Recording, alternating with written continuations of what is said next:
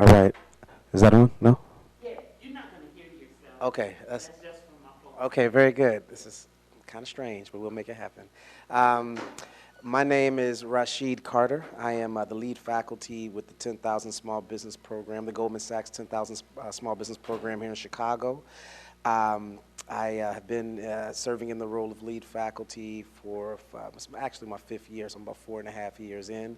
I've actually been a faculty with the program since the program's inception here in Chicago back in 2011. Our first cohort ran in January 2012, and we're now in our 25th cohort. We actually just started this past weekend, and we have a really wonderful, dynamic group of entrepreneurs, just like yourselves, who are doing absolutely amazing things. So we're looking forward to the future with them. I'm going to say a little bit about the program. I guess I'll say a little bit about my background. So I started with the 10,000 Small Businesses Program here in Chicago back, like I said, in 2011, 2012 in earnest, because the city colleges had a charge to embolden the business program at Harold Washington College to make it a staple here in the Chicago community so that it can respond to the needs of small business owners all across the community, as well as inspire our students to enter professional fields and, of course, also become entrepreneurs if that was the proclivity. And from that moment forward, I continue to do the thing that I do in my day job, quote unquote, which is I'm a professor of economics and business at the city colleges. And I do a number of things across the city college community. In the community at large, I'm a treasurer with the Cook County College Teachers Union. So I wear a lot of hats in that regard. But nevertheless, the one that's most important and germane to your interests is the 10,000 Small Businesses Program. And so when I started for the first 4 years that I taught with the program, I actually taught a mod called Being Bankable. Because of my economics and finance background, that was a good fit for me, and it was a really good experience.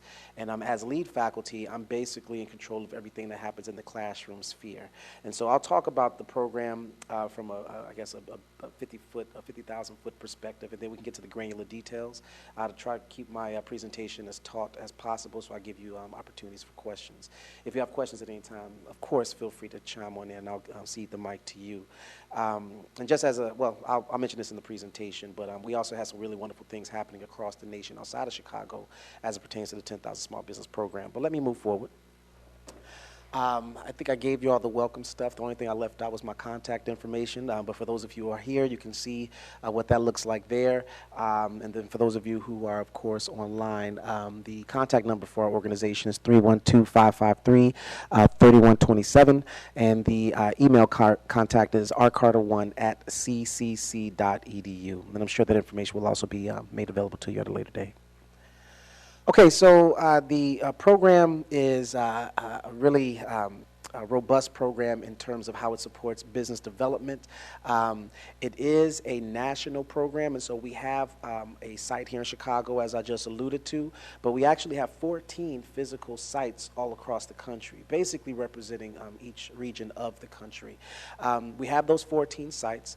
In addition, we have a national cohort, and so for those entrepreneurs that are not within about a 2-hour drive of a site, then what we do is we take those entrepreneurs and we make them eligible for the national program, which convenes in Boston, Massachusetts, at Babson College. Why Babson College? Because Babson College is a place where the curriculum for the program was designed and created. Okay, and so, but nevertheless, the national program is a really cool program. The thing about the national program is that it helps connect scholars, like I said, who couldn't be reached with the 14 sites, with the rest of the scholars across the nation who are in the program. And at this point, we're almost at the number that we idealized, which is 10,000 entrepreneurs being touched by the program. And so it's really exciting to, of course, be here and representing Chicago's interests. But me and a group of our Chicago faculty, who are some of the best faculty in the country, no humble brag there, we actually teach in Boston as well, and it's really good to be able to have both perspectives. We're a grant-based program, and so we actually are funded by Goldman Sachs. Initially, they invested seed money of about $500 million in the program, the 14 sites all across the country. That includes the national program. It also includes these sites that we refer to as capital sites. And so there are sites that focus on taking entrepreneurs from local areas and having them attached to capital opportunities in those local areas. When I say capital opportunities, all I mean is for businesses who meet a certain criteria, what we want is we want to make it easy for them to obtain the sort of capital infusion that they'll need to be able to reach their growth trajectory. And so that's one of the things that we do within the proper program, so like the one we have here in Chicago. But like I said, we have access to capital sites only, which strictly focus on aligning them with the right capital needs. As the PowerPoint also kind of speaks to, one of the most important parts of the program is that this is a free program, and so it is like you are awarded a scholarship if you're admitted to the program. Our criteria for admission is I think pretty robust from the standpoint that we don't necessarily want startup businesses. We like businesses that have shown some ability to gain traction in the local marketplace. The rough criteria are simply we want businesses that have earned at least $150,000 in revenue over the last full fiscal year. We also want businesses that have at least four full-time equivalent employees. And then we also want businesses that have been up and running for at least 2 years. We do make exceptions, especially in the case of women and minority-owned businesses. We want to make certain that we represent that very fast-growing sector of the entrepreneurial class in this country, and so we definitely make exceptions. And in those cases that we do make exceptions, what we find is that the program is a really important catalyst for growth for those types of businesses. Let me step back just a bit. I mentioned that we're a grant-funded program, and one of the things that we're really proud of is that a couple of years ago, it looked like we might not have the program renewed because we're almost at that 10,000 small business plateau, hence the moniker of the program. But what we're doing is so powerful that Goldman Sachs basically decided to allot even more money to continue the program because it is having such a high impact in the community. And that's one of the things that we're really proud about with the program, in addition to the fact that most of the people that we see in the program, and you can look at the slide here, the data points are very clear. We have almost 700 alumni in the program, and so actually the updated statistic is that we're at about 684 scholars now. And so after this cohort 25 gets through and we have a 99% completion rate, once they get through, we'll be over the 700 alumni mark. And so that's a really a big thing that we're proud of. And again, most of our scholars, most of our alumni were referred to by other participants in the program. So word of mouth is strong in our program, and I think it speaks to the high level of education and opportunity that we provide. So we're happy about that, and again, cohort 25 is actually happening now, so we're not taking applications for cohort 25, but we are taking applications for cohort 26. And so it probably bears mentioning that we have a 3 cohorts that we run a year. So we usually run a cohort from January through April, depending on the timing, sometimes early May. We then run a program from late May, mid-May, late May through August. And then we run another program, not another program, but a cohort from September through December. So 3 a year, we average about 28 to 30 entrepreneurs per cohort, which means that per year we usually see about 85 to 90 participants in the program. Yes. My question is, through this program, do you also utilize maybe weebies that have been in the business for, let's just say, more than the 2 years, and utilize them, let's say, as an internship, so to speak, to assist those new entrepreneurial firms in progressing and possibly teaming up with those maybe weebies that have been doing business with the city of Chicago, so on and so forth, to assist them in their growth and economic prosperity? So that's a good question. So we are very intentional about making certain that we leverage our program alumni in a way that's going to be able to edify and support the growth of entrepreneurs that are in the program. What we also do is we create a wide ecosystem of program partners that accomplish the goal that you just talked about. And so that's one of the reasons why we're here with the City of Chicago. We have a whole host of program partners from the Illinois Hispanic Chamber, from the Urban League. I mean, just the list goes on and on. We have various banks. I mean, we have a really strong and robust ecosystem that is focused on making certain that we provide every support necessary for the folks who come through our doors. But the other part of it is, and I don't want to make this seem like it's a too highly self-referential program, from the perspective that we're not just focused on the businesses that come through our program, although of course we want to support them.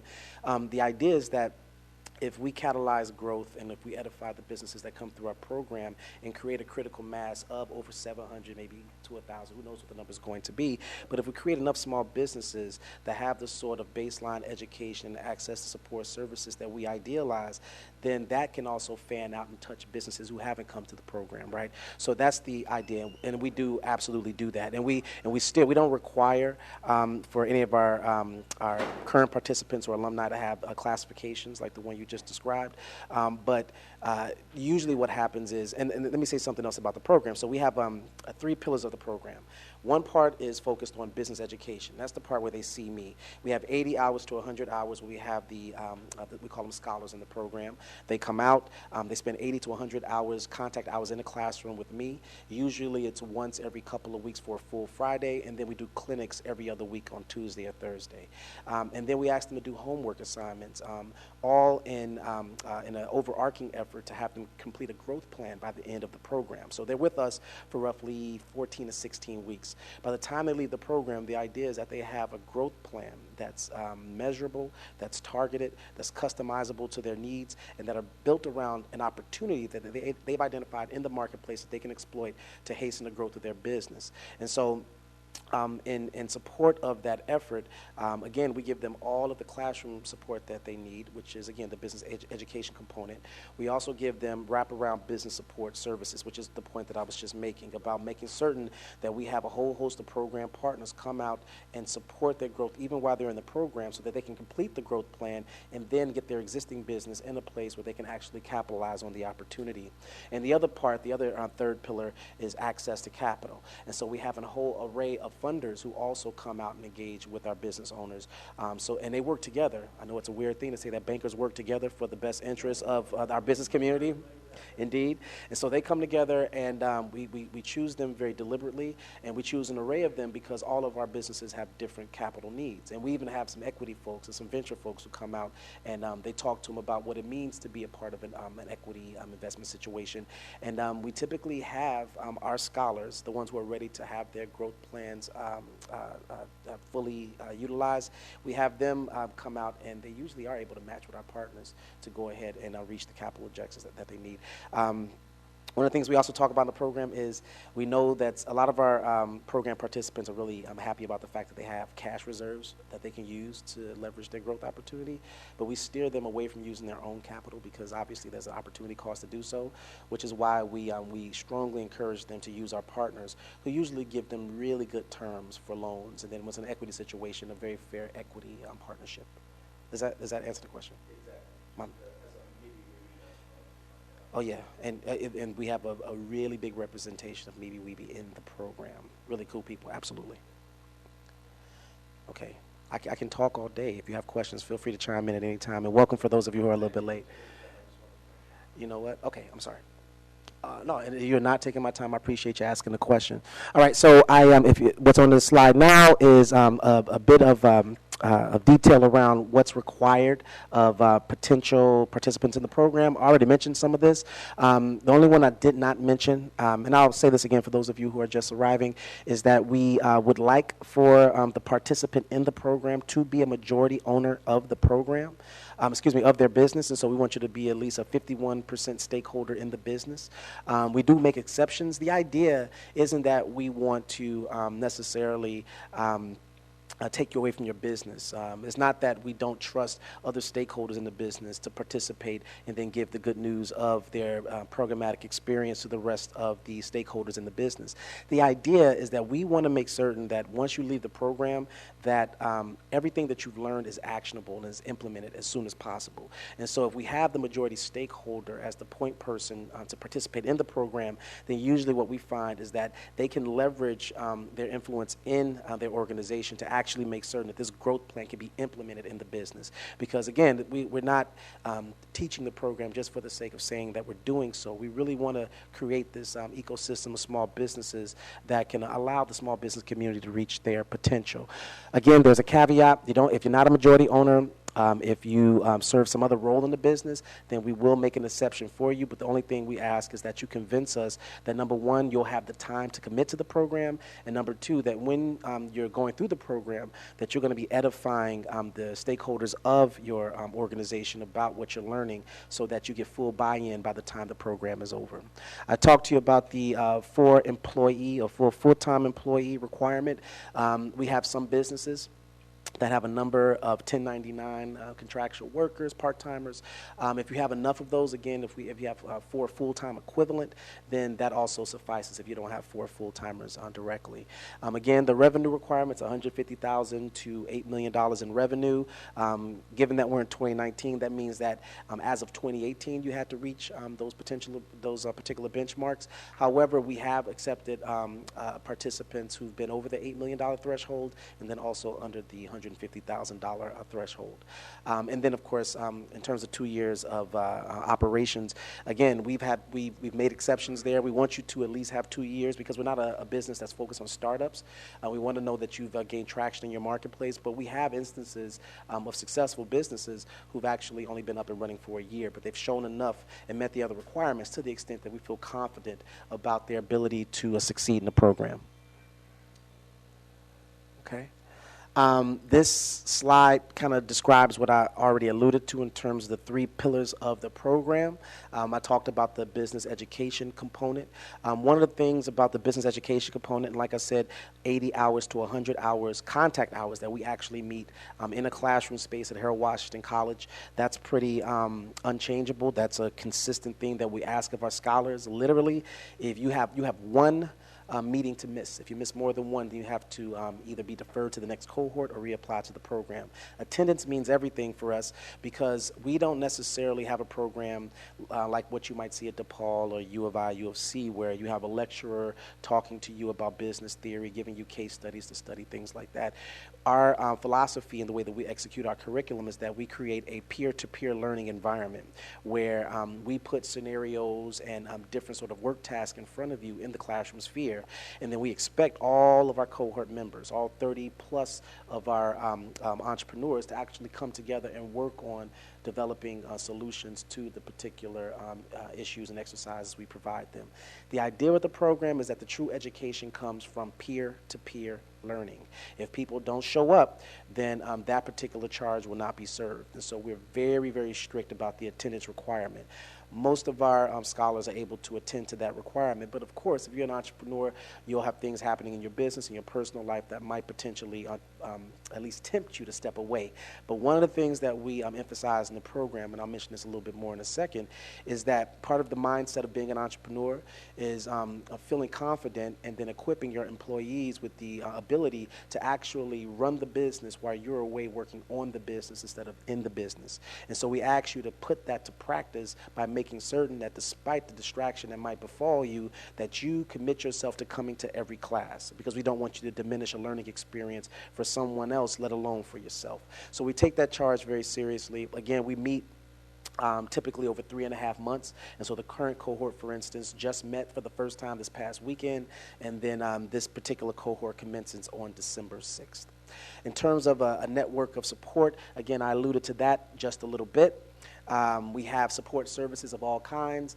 We partner with the Chicagoland Chamber of Commerce. We partner with the Women's Business Development Center. We partner with NALBO. In fact, with the Chicagoland Chamber of Commerce and NALBO, as part of our program, and I work with them, they've actually given free membership to the businesses that are admitted to the program. We work with the Illinois Hispanic Chamber, with Vistage, with all kinds of programs that are all working together to support small business development for our scholars and in the city of Chicago. So we have a lot of support services that way. The one support service that is the most vital to our entrepreneurs, and this is something that we know is the case because we're evaluated every time we meet, and so after we have a class, at the end of the class, we give our scholars a survey, and they tell us what their impression of the program is. They'll comment on me, they'll give me literally a numerical rating, they give us qualitative feedback, they tell us about what the experience was for them and how we might improve on it and what they felt was valuable.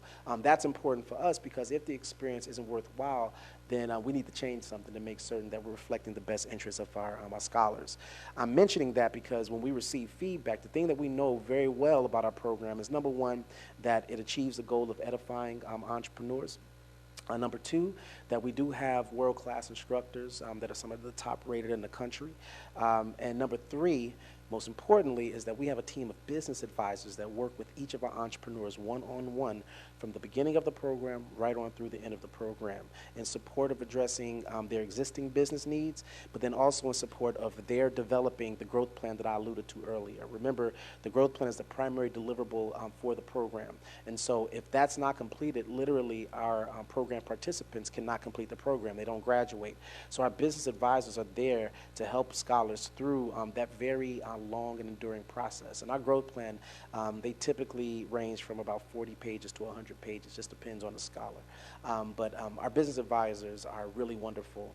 And when we have our graduation ceremonies, probably the most endearing moment of that graduation ceremony is to hear our scholars talk about how important their business advisors are to them. That's kind of hurtful to say because I want them to say those things about me, but typically they just give me a wink and a nod, but they give the big hugs to our business advisors because they mean that much to them. So that's part of the network of support. And then, like I said, with the capital, access to capital piece, I think I've said pretty much all that you might want to hear, but we have very special relationships with the banking institutions that we partner with, and we partner with Fifth Third, we partner with, we have a very special relationship with CIBC, with Axion Bank, and with some of the others that I mentioned before, and they've continually worked with our scholars to support their funding needs, and it's worked pretty well to this point. You see a little note at the bottom of the current slide that says that all of these pillars should lead to revenue generation and then also job creation for the scholars that come through our program and the communities that they serve. And it's absolutely the case that the thing that we want to achieve is we want to make certain that our scholars are positioned to increase revenue, which in turn will increase community development. But we also want to make certain that they're catalysts for employment opportunities for local denizens as well. And one of the things that we're happy about at Harold Washington College is that we actually, where the opportunity arises, partner our businesses with, not partner, but we align our businesses with the interests of our students. And so if our businesses say, okay, hey, we have a need for a design person to come in who's particularly good and adept at social media, to come in, give us 20 hours a week to help us reinvigorate our marketing strategy. Well, we make that opportunity available to our students, and we actually have funding so that if our students come out, they can actually fill those gaps and work for the businesses in the program. It doesn't always work that way, but we have that opportunity available for participants in the program. So that's a beautiful thing. The last thing I'll say about that last sort of blurb is that even though economic value is important, so is social value. And so one of the things that we emphasize in the program is that our scholars, our alumni, and current scholars are focused on making certain that they give back to the communities. And that's something that we take very seriously. We actually give a pretty significant part of the curriculum to helping scholars understand and leverage one another in doing so, how they can actually impact the communities that they serve. And that's one of the reasons why we're very excited about making certain that we get representation from various minority communities, and then also, of course, women-owned businesses. We just need that representation because what we find is that those populations have a more acute understanding of the needs of the communities that they serve, and so we want to make certain that we support and serve them as well. And I think that we've made a really important sort of investment in doing so because our outreach coordinator, who's actually doing a professional development thing, who would be here in my place, but she's doing some professional development in Las Vegas. That sounds kind of contradictory, right? Professional, there's a certain type of development happening. It might not be professional, but she is doing professional development in earnest. She actually sent her regrets while I was on my way here. But she's been really wonderful, Christina Wynn. She's been actually very pivotal in making certain that we increase the number of, like I said, minority and women-owned businesses represented in our cohorts. And so all plaudits due to her for that. Again, ladies and gentlemen, if you have questions at any time, don't be bashful. Please raise your hand. This is a pretty staid environment for me. I'm usually working the room, getting people to talk and be a part of a conversation. So don't be hesitant to do so. I would love to hear you talk to me and talk to the folks that we have online. Hello, online people. But nevertheless, what you see on the slide that we have up now is you see some of the program partners that I mentioned previously. And so I talked about Illinois Hispanic Chamber of Commerce, NALBO. Also talked about Chicago Urban League. You can see some of our program partners represented there. The private bank is actually now CIBC. They were purchased by CIBC. LISC is an organization that we work with and we've had a lot of success with. SCORE. The World Business Chicago is a really important relationship. Of course, Andrea Zopp is a really close partner with the program.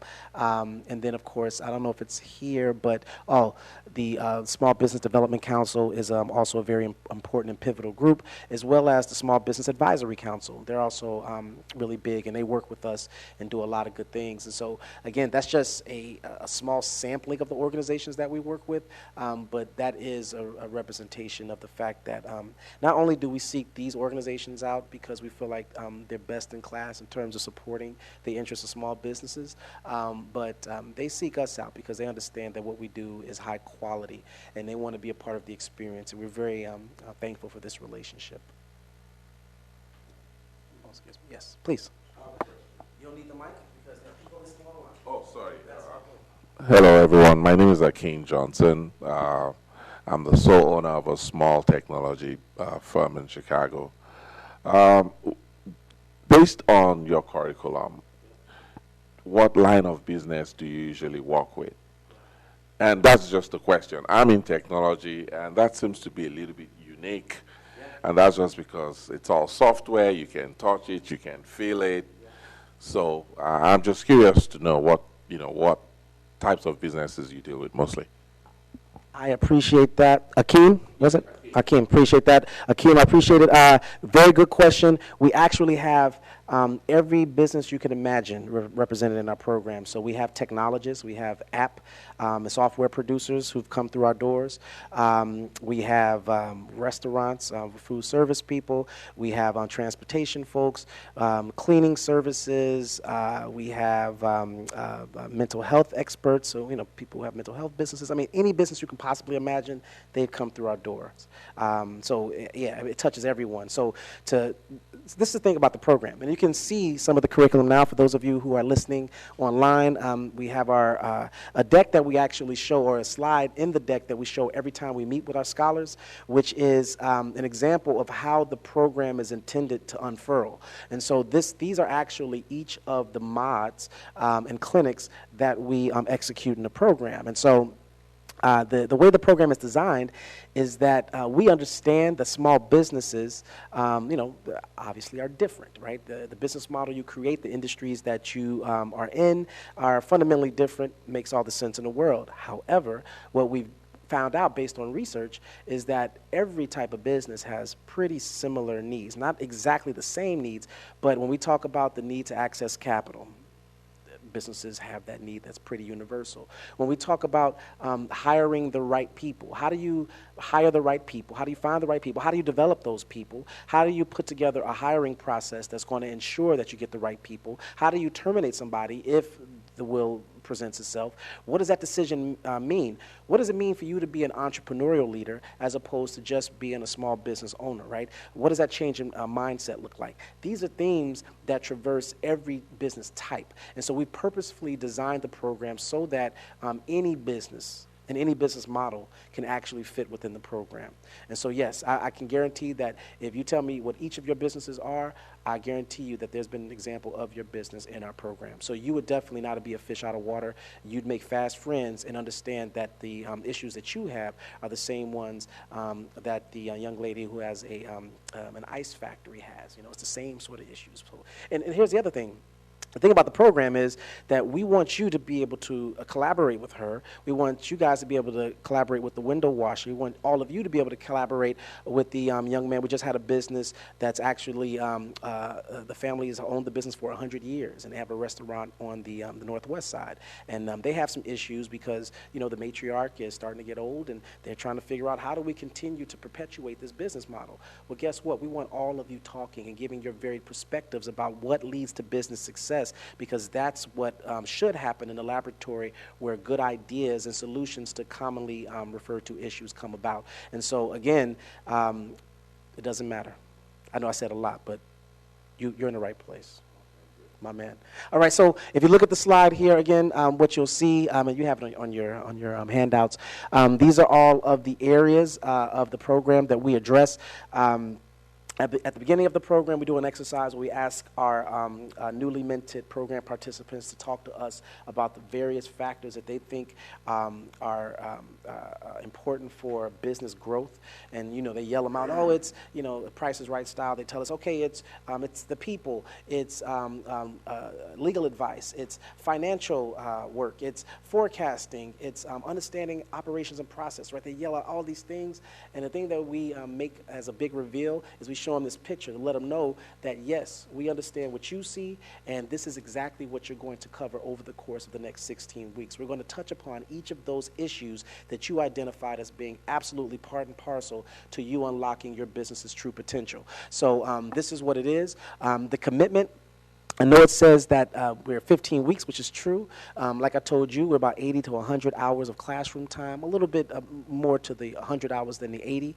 You know, it says 10 to 15 hours working per week on activities related to the program. I can tell you now that the work requirement is a little bit more stringent than that, because what you put into your growth plan is what you get out of it. And so the 10 to 15 hours is just a suggestion. The more time you put in, the more you'll get out, quite obviously. And so the homework is daunting, especially as we get into the middle of the program, and the homework assignments start to collapse upon one another as you're doing research on understanding your competitive map, as you're attempting to understand the long thread that kind of connects Mod 1 to Mod 9, which is financial forecasting. Once you start to work on that and the other aspects of the program, we ask a lot of you. But again, we ask a lot of you because the thing that you're trying to do, which is grow your business in a rough business environment, takes a lot. The other thing is that we're asking a lot because the nature of the program is to make certain that you are working on the business instead of in the business. And so we're asking you purposefully to step away from your business and give full focus to a consideration of your business without being in it. And so that's one of the reasons we also pull you away. So you can have that time to meditate and ruminate on what is best for your business and what the future direction should be for your business entity. So that gives you an idea. On the right hand, you see a color legend there, and it says mindset and skill set. One of the basic equations for the program is that we believe that a change in your mindset plus you being emboldened with a new set of skills that will make you a more dynamic leader of your business, an entrepreneurial leader, that those things, if you really engage them in earnest, will actually lead you and position you to actually create value for the environments that you serve, for yourselves, and then also for the communities that really need you to evolve and be even more dynamic than you are. So that mindset plus skill set equals value equation. It's very simple, but it actually is the general sort of construct for the program itself. I'll pause again. So far, there's been really good questions. Are there any other questions for me? Okay. All right. I'll pause. I'll ask again in a moment. All right, so what you see here, and I know it's kind of in small type there, these are some points that I've alluded to already just a bit, but number one, most of the people who enter our doors leave our doors. The reason why graduation percentage is so high, 99%, is because we make them finish, and if they don't finish, then I'm just kidding, we don't cajole them. The reason why graduation rate is so high is because we give our scholars a lot of support, right? Now, let me be clear, we don't do the work for them. That would be counterproductive, right? We don't do that. But we position them to get the work done so that they can successfully leave the program with a growth plan. And so with our cajoling, right, we push them to get the work done. When you're in an environment with 30 other scholar entrepreneurs like yourself, and you see that you're the one who's not really making the sort of progress that you idealize, usually that sort of peer pressure puts you in a position where you end up finishing, even if you have all kinds of reasons not to, right? And so the graduation rate kind of speaks for itself, and it's held steady ever since the very first cohort. In terms of revenue projections, as well as employment created by graduates of our program. Not only are those numbers high, you can see them for yourself. What you can see in the smaller sort of captions underneath the bigger numbers, is 50 and 72%, is the fact that we actually beat the national averages, not just of small businesses from the control group who don't take the 10,000 Small Business Program, but graduates of our program also beat the national averages for other 10,000 small business sites, which really speaks to the success of Chicago and our team. We worked really hard to put a program together that really will serve the needs of those folks who choose to become part of it. And so we're really proud of that, and the numbers speak for themselves. And the number you don't see there, you don't see it. So the number you don't see is 98%, and 98% represents the number of referrals that our scholars make, right, to the program. So literally 90% of the people who sit in our classroom are referred by folks who experience the program. So when Christina does outreach, and she does a great job doing outreach, but her job is somewhat easy. Don't tell her I ever said that. But her job is relatively easy because the greatest ambassadors for the program are people who graduated the program. All right. So in terms of the application process, we do ask a lot in the application process. The first one is that we want to make certain that you meet those criteria that I talked about at the beginning, 150,000 in revenue to 8 million in revenue. Again, we make exceptions, but those are the general rules. 4 full-time equivalent employees, at least 2 years up in operation. The next phase, after you meet those initial criteria, and if you don't, the thing that I will say is still apply to the program, because even if you don't meet those criteria, our team will be responsive to you and let you know, hey, you're just short of the revenue requirement, but these are the things you need to do to reapply. Or, you know what, you're just short of this requirement, but we still want you to be a part of the program. Let's come on in and have a conversation, right? We want you to apply just to kind of position yourself, even if it isn't for the current cohort, then for subsequent cohorts to go ahead and be a part of the program. And I can tell you that there's so much demand for our program that we've had folks who've been waiting for several cohorts. We have one person in the program now. She's been waiting since cohort 22 to get herself ready to be in the program. She's finally here, and she's one of our most boisterous members of the classroom because she's had this pent-up energy. But yeah, we're willing to work with you, and like I said, it's important just to kind of get the ball rolling, even if you don't meet requirements at the current moment. In terms of the second phase of the application, you can see there in that peach-colored square that we are asking for financial information, which includes 2 years of full-year balance sheet information, assets, liabilities, equity position. We're also asking for 2 years of income statement information. We want your P&Ls. We want your last year of federal tax returns, which is really important. We want you to complete an application addendum that asks for different things to sort of verify the standing of your business at the present moment. We also ask for proof of ownership, and then we ask for other supporting information. And really, when we talk about the supporting information, the thing that we want to see is that the thing that you told us on the written application matches up with the evidence that you submit to us. The idea is that again, we're not necessarily trying to create some esoteric opportunity for the elite of the elite, right? That's not the point. The point is that we want you to be positioned for success. The thing that we absolutely do not want is to have you come into the program and not succeed, or we set you up to fail because you shouldn't have been in the program at the point that we admitted you because you just weren't ready yet. If that happens, then what's the point for us and what's the point for you? Yes, sir. Leon Moore from Lindalco Enterprises. Hi. So my question is, if the company is a Meeby Weeby, is there a reciprocity process, considering the fact that these companies have already gone through all the scrutiny of the tax returns and everything else? Have you created a reciprocity program? From the standpoint that if you receive the certification certificate, then you've known that they've already been accepted through a program that has already scrutinized them so heavily, and would you just be able to move forward without having to give all that same information all over again?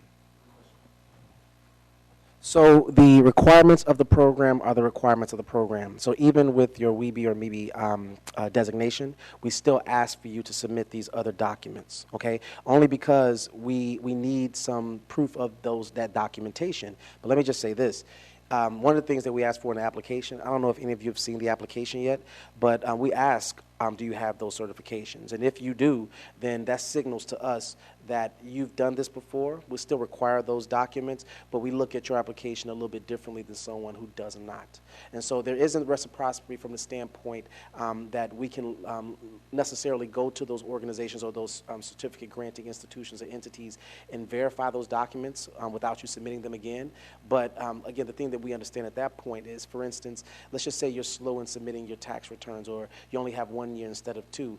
Because you've already been vetted by those entities, then we have some confidence that, you know what, they're in good standing and we can work with you, and there's a smoother path for you to enter our program than someone who does not have that designation.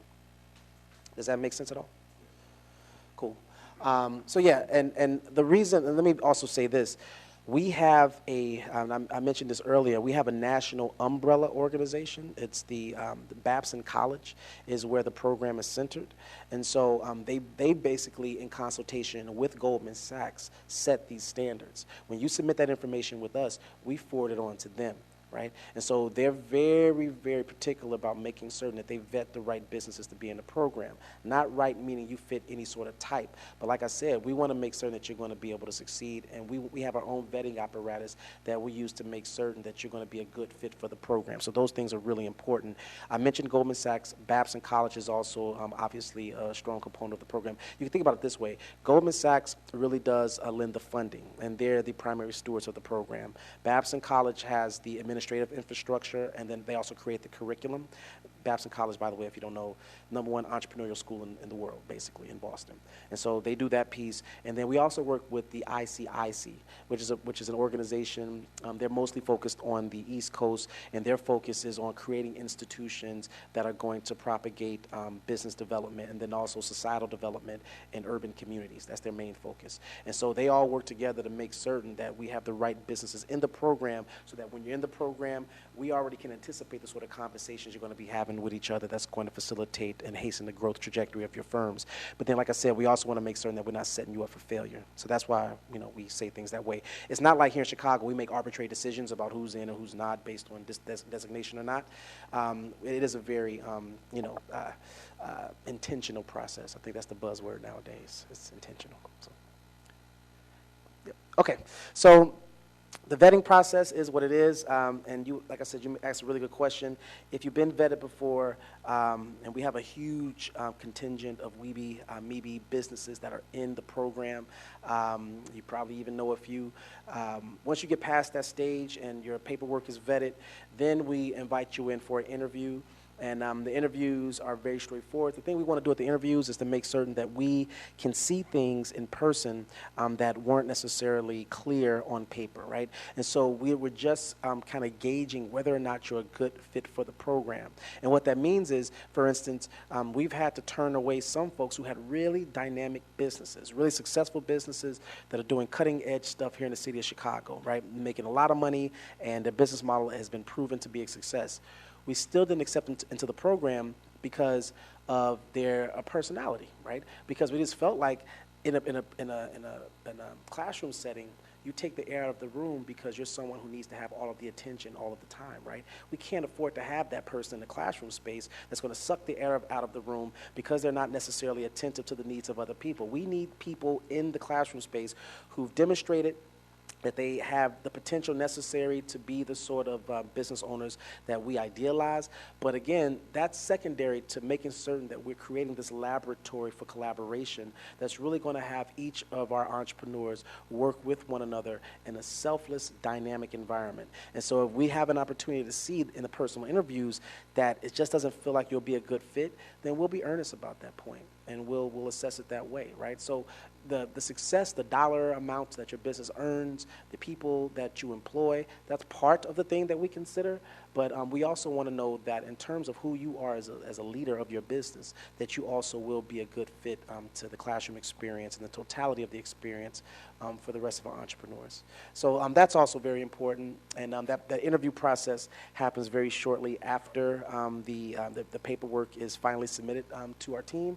And then after the interview, literally within a week or so after final interviews, we give you an invitation for admission into the program. And like I said, we know that things change. And so if you're admitted or you feel like, you know what, I started this process, I'm really energetic about making certain that we are in the program, but you know what, what's happened is I had 3 of my employees basically leave, or I let them leave because they just weren't good fits. And so this is not the right time for me to leave my business and be in the program. If you let us know that, then we can defer your admission. And so until you get your house in order, until you're able to stabilize your business, we'll go ahead and defer you to the next cohort, right, or the next one after that. We do give you that allowance as well. So again, like I said, we understand that just like the business marketplace, and it's defined by dynamism, we also know that each individual's personal experience is different, and we want to allow some ability for you to be successful despite changes that might impact you. So that's the process. I don't know if there are any other questions. Is anyone scared about the potential to apply? You gotta have the mic. This is Akeem Johnson again. What's the schedule for the program? What weekdays, evenings? What are the options? Yeah, appreciate that. So yeah, I'll actually go back to the slide where I shared each of the mod meetings. So I gave you the themes and the numbers of the mods, and then also each of the clinics and workshops. And so for each of the mods, so if you look at the really big triangles in the middle, right? So where it says orientation, mod 1, mod 2, etc., right on through mod 9, those are referred to as modules, right? Learning modules. Those happen every other Friday. So we ask you on every other Friday. So for instance, and there's with some exception, we'll have back-to-back Fridays. So for instance, this past Friday, I taught the entire day from 8 o'clock in the morning to 6 o'clock in the evening with our cohort of entrepreneurs, right? And so we do it on a Friday. For the first weekend, we actually do a Friday, Saturday. So we had orientation and also mod 1. And that was a really good opportunity for the folks to get together and know each other. Then we meet tomorrow, actually, for mod 2, right? And so that's how that works. Now, after this first sort of couple of weekends, then it's every other week that we meet. And so after after tomorrow, tomorrow's the 20th, I believe. So after tomorrow, we don't meet again for 2 weeks, right? So it's every other week after the first weekend, so on Fridays. And so we ask you to spend the whole Friday, right? Get there about 8 o'clock and be willing to be there the entire day. We give you breaks, we give you lunches so that if you have to go and attend to other issues, you could do that, but we do expect you to be there for the entire day. In terms of the lender clinic, the legal clinic, the negotiations clinics, and then also those financial workshops, those are typically held on Tuesdays. Now, they're not necessarily every other Tuesday. They're not every Tuesday. They're at periodic intervals of time. Usually, you could think about one Tuesday out of each month is when you'll have one of those workshops or clinics. And on occasion, you'll have 2 in the course of 1 month. Okay, but it's Tuesday evening, usually from 6 to 9 o'clock in the evening, although sometimes we change the schedule so that it's 12 to 3 or 1 to 4. But each of the clinics and workshops are 3 hours. Okay, the one that changes and that is less predictable is the negotiations clinic. We have a world-class, high-powered woman. She comes from the University of Pennsylvania. She negotiates contracts for the NBA and the NFL. She comes out and gives 6 hours over 2 negotiations clinics, and she gives you all of what you need to know in terms of how to affect proper negotiations within the context of your business. It's one of our most popular parts of the program, and that's the only one that's a little bit more unpredictable because we have to make certain that she has time to come, and so we can't necessarily say when that is. But everything else is pretty much predictable. We let you know as you're applying what the schedule looks like. Because the other thing is, we need you, when you look at the schedule, to say, okay, I can be there for every class meeting, except for one. We give you one allowance where you can't be there because we understand. But after that, if you just can't be there multiple times, then we say, okay, look, it might be a thing where you have to defer. But yeah, there you go. Hopefully that answers the question. My man. All right. I'll keep going here. I don't have a lot more to say. Let's see. Yeah, there we go. So you can see that's not me. I'm not that pretty. That's actually Christina, the one who's working hard in Las Vegas doing work as we speak. She is, well, she would tell you that cohort 26, as it says there, the dates for cohort 26 are to be announced. Usually those dates will come out in about another month or two. We have to work out the schedules of everyone who teaches those dates and all the logistics, but those will be forthcoming soon enough. However, we do know that cohort 26 will begin in January, typically around the first or second week in January. We meet, every class meeting happens at Harold Washington College, my home school. That's right on 30 East Lake on the corner of State and Lake Street. We actually, Goldman Sachs, through Goldman Sachs, we've been able to christen our own meeting space in the college. And so you have your own dedicated room where all of our classroom activity will happen. Application deadline is also TBD because we just got cohort 25 going, and so when she comes back from her trip, we'll go ahead and start the process of setting a timetable for the application process. But the place you go to gain updates about the application process is 10ksbchicago.com. You can go there now if you want, just to kind of peruse the site and kind of reaffirm some of the stuff that I talked about today. All of those details are provided at the site, and you can at least start the application process. Even if you don't start submitting things, you can start gathering all the information so that when the time comes, when the dates are set, it's nothing but a matter of submitting the materials as opposed to kind of unearthing and collating them. And so it's never too early to begin your preparation. And you can see Christina's contact information is right there. I gave you my contact email and phone number earlier. This is Christina's contact information. She is our outreach director, and she's also our alumni director. And so one of the things she'll also talk to you about is what it means to be an alumni of the program. Our alumni are some of the happiest people I've ever met, because once they leave the program, think about this, literally you come together with diverse and disparate entrepreneurs. You come together, 30 of you, and you have this laboratory where you figure out together how to grow your business, how to propagate the best interests of your business over the course of 10 hours every other week, and you do that for 3.5 months, right? And so that happens, and then it's over.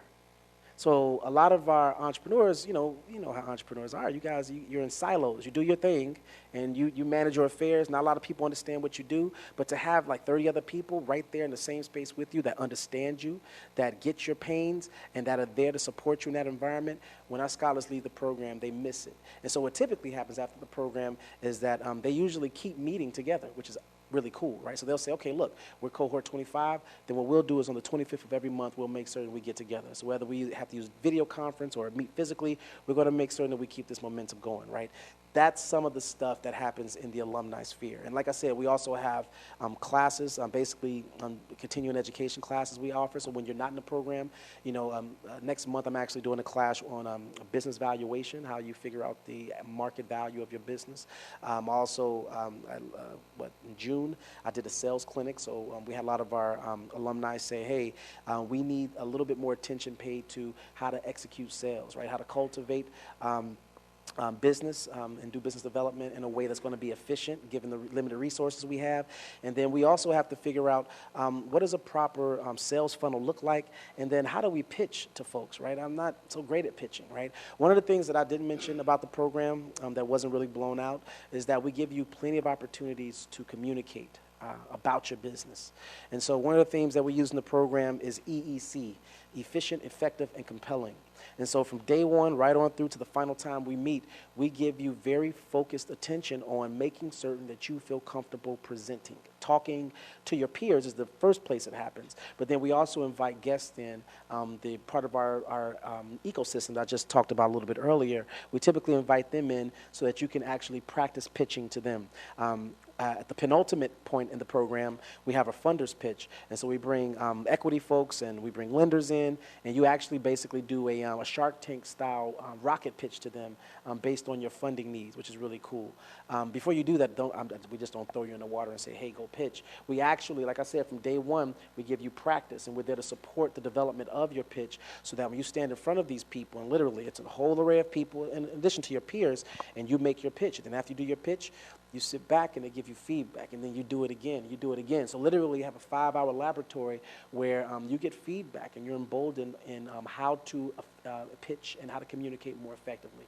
And so that's also one of the things we want to do in the program. Again, our scholars like that aspect of the program so much that they typically ask for more training in that respect afterwards, and so we usually create something to facilitate that need. And so she's our alumni point person. She can talk to you about everything we do from the alumni perspective, some of the wonderful allowances we provide, but yeah, she's absolutely amazing, and I can't wait till you guys get to meet her. But sorry I'm not her, but I'm here instead, and I think we have a couple of more minutes left. If you have questions, please feel free to ask those questions. I see there are a few of you here who haven't asked a question yet. What I typically do is I harass you a little bit until you ask a question, because I know there's some stuff percolating in there. In fact, you have a T-shirt that I have. It's the proudest T-shirt I have. Okay? They call me Dad. It's the best. That's right. Get it right. My son hates it. He's 13. He's like, what the heck are you doing, man? Don't embarrass me, Dad. You know, but it's a thing. All right, questions. I guess my business is a little bit different from what I've been hearing. And what I've been trying to do is understand the marketing of it. And that's the biggest and most difficult part for me. And I'd like to know, how does the program help you put together a marketing plan? That's awesome. I appreciate that. So we actually have we have 2 mods that relate to marketing, right? And so the first mod is mod 2. Let me go back in my picture. We have mod 2, which is focused on growth and opportunities. Let me go back a little bit. It's growth and opportunity, right? Mod 2. So that's where we spend a whole day helping you understand, how do you develop business? How do you identify opportunities in the marketplace that you can exploit to hasten your business growth? And there we sort of identify these common characteristics that you can use to differentiate between an idea and an opportunity. Right? We spend a lot of time on that, and we really want you to, this is where we start to really have you think about mindset. What does it mean to approach the market with fresh eyes so you can properly develop opportunities? Then we say, okay, you've done it, you've worked a little bit on it, you've developed an opportunity statement, so that at the time you get to mod 6, which as you see is marketing and selling, that mod is developed, focused on saying, okay, you have the opportunity, you see that there's an opportunity out there that you want to exploit, you've kind of vetted it, it makes sense for you. Now, you have to develop a marketing strategy in support of that opportunity. And so we spend an entire day doing that. We address all kinds of issues when it comes to marketing. Again, I talked about the development of a sales funnel, so we do the whole sales apparatus. We focus on helping you pitch.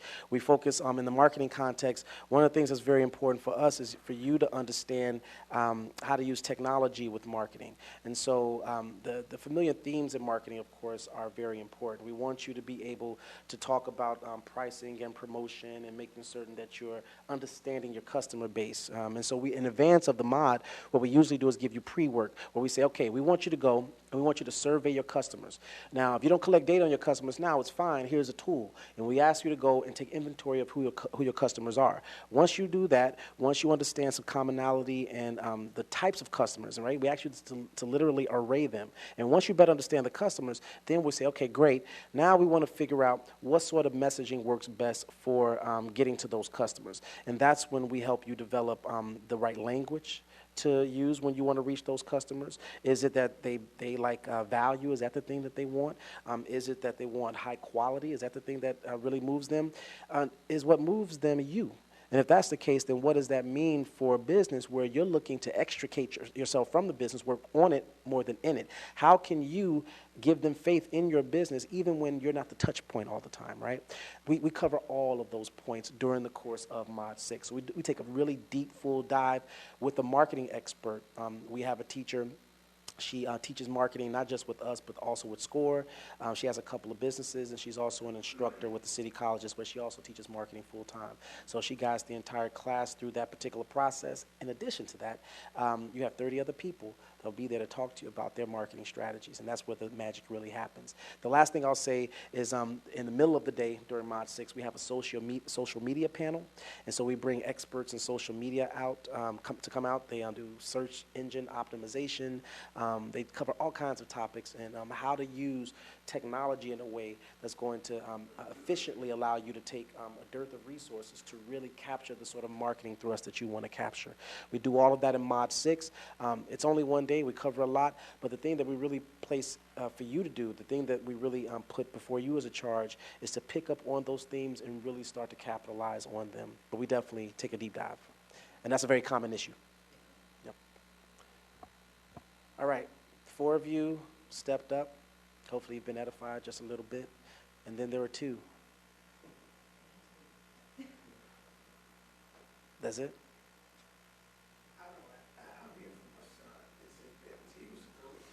Okay. Okay.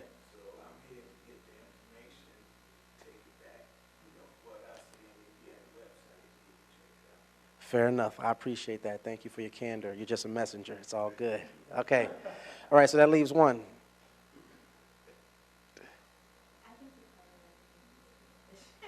Fair enough, fair enough. Well, look, you have all of our contact information if you want to reach out to us. You know where we are. Again, my name is Rashid Carter. I'm at Harold Washington College. My email address is rcarter1@ccc.edu. You have my phone number. I don't know if you noticed this, but the phone number they gave for me is actually Christina's phone number. So if you call me and you hear a more supple, beautiful voice than the one that I have, it's by design, because that's not my phone number.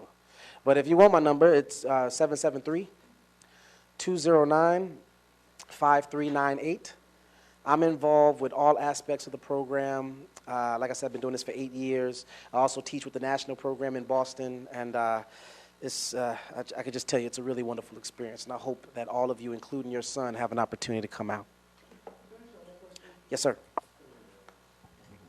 What is the difference between this program and SCORE?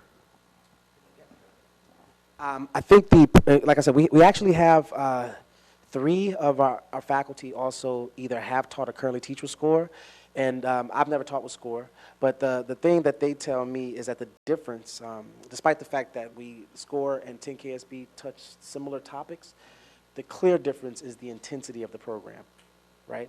And so SCORE, they don't necessarily take as deep a dive as we do in making certain that you're in this laboratory with other business owners, but that you're fully immersed over the course of the number of weeks that we ask you to be in the program, for the duration of time that we ask you to be in the classroom. And then all tied together with the sort of ask that we make in developing your growth plan. Like that combination of program intensity is something that even SCORE doesn't do. And part of the reason, to be frank with you, is because we have not much more, but we have a little bit more resource to invest in each of you for that purpose.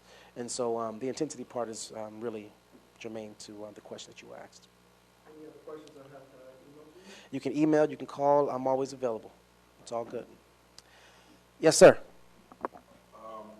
Do you have... Sorry. Do you have other programs that are shorter than this current one? Yes. Or do you have single-day seminar? Or just anything that, if someone is unable to commit to this right now, can actually benefit from? And I'm sure there's a lot that I can benefit from, as I've said. I've been fortunate that I've never really had to market my business. I don't make a lot of money from it, but there's a lot of potential. And because it's technology, to me, it's a little bit different, because it's technology. And it's also very challenging having to compete with the offshore market and things like that. But I would just like to know, if there are things like that that you offer, seminars or sessions that one could just stop by in and learn from. I appreciate that question, Akeem. And the honest answer is no. All of what we do is tailored to program participants. So we don't have standalone activities open to the public. And so the alumni resources, the program proper resources that we make available to you, like the ones I just kind of showed you, are only for those folks who are admitted to the program. Okay? So membership does have privileges. However, the thing that we will do is if you, let's just say you apply for the program, and we feel like you're not a good fit for the program itself, our program, then we'll recommend you to our program partners who have programs, and they include SCORE, Chicago Chamber of Commerce, etc. So we do make recommendations and referrals, and we ask them to do that for us, and we absolutely do it for them. Again, the thing we're trying to create is an ecosystem of successful small businesses. And so even if you don't feel like you're a good fit right now, still reach out to us, and then we can put our heads together to figure out what the best fit might be for you, because this is the thing we envision. But we set up this ecosystem. If you're not a good fit for us now, then if we get you over here, let's just say with the Women's Business Development Center, that is also for men, by the way, or the Chicagoland Chamber, right? Then they'll be able to help you develop and prosper to the extent that maybe in a year from now you'll be ready to come to us, right? And so that's the way that we envision the relationship. And so please do not be reticent about reaching out to us if you don't feel like you're a good fit now. We'll be here to make certain that we put you in a pipeline to success that might eventually lead you to us. Yeah. I appreciate that. I'll take all the credit. Thank you. I will. Anything else? All right, I think my time is up. Please, I'll take applause. Oh, man, I appreciate you. I was just kidding, by the way. But thank you, everybody. I'm not sure what's next on the docket. Let me go check in over here. I don't know if maybe she has some goodies for you, some Now and Laters or some Jolly Ranchers. I don't know.